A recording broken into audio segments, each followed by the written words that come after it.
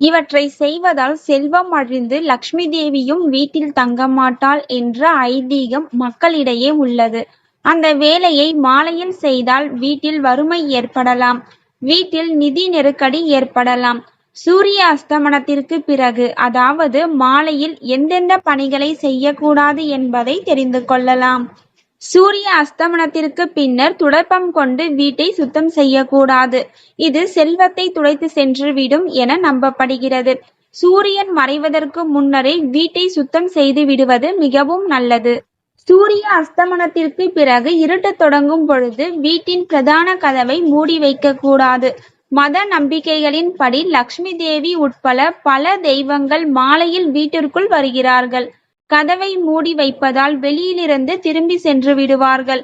வீட்டில் இருள் இல்லாமல் இருக்க வீட்டின் பிரதான நுழைவாயிலில் தீபம் ஏற்றி விளக்குகளை ஏற்றி வைக்க வேண்டும். மாலையில் தூங்குவதை தவிர்க்க வேண்டும். இதனால் வீட்டில் எதிர்மறை ஆற்றல் பெருகிவிடும். இதனால் லக்ஷ்மி தேவி வீட்டிலிருந்து வெளியேறி விடுவாள்.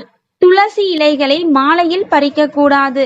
இப்படி செய்தால் லக்ஷ்மி தேவியின் கோபத்திற்கு ஆளாக நேரிடலாம். இதனால் வீட்டில் வறுமை ஏற்படும். மாலையில் துளசி பூஜை செய்து தீபதானம் செய்யும் வழக்கம் மக்களிடையே உள்ளது. மாலையில் தயிர், உப்பு, மஞ்சள், பணம் போன்றவற்றை பிறருக்கு அளிக்கக்கூடாது.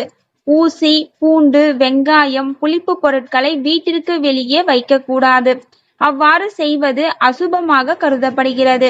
அதோடு மாலையில் யாருக்கும் கடன் கொடுக்க வேண்டாம். இவ்வாறு செய்வதால் வீட்டின் லக்ஷ்மி தேவி வெளியேறி விடுகிறாள். சூரிய அஸ்தமனத்திற்கு பிறகு துணி துவைப்பது, நகங்கள் மற்றும் முடி வெட்டுவது போன்றவற்றையும் தடை செய்யப்பட்டுள்ளது. அழுக்கு பாத்திரங்களை கூட கழுவக்கூடாது. இந்த நேரத்தில் வீட்டிற்குள் ஏதேனும் சண்டைகள், வாக்குவாதம் ஆகியவற்றையும் அசுபமாக கருதப்படுகிறது. சூரிய அஸ்தமனத்திற்கு பிறகு இறுதிச் சடங்குகள் செய்யக்கூடாது என்று கருட புராணத்தில் கூறப்பட்டுள்ளது.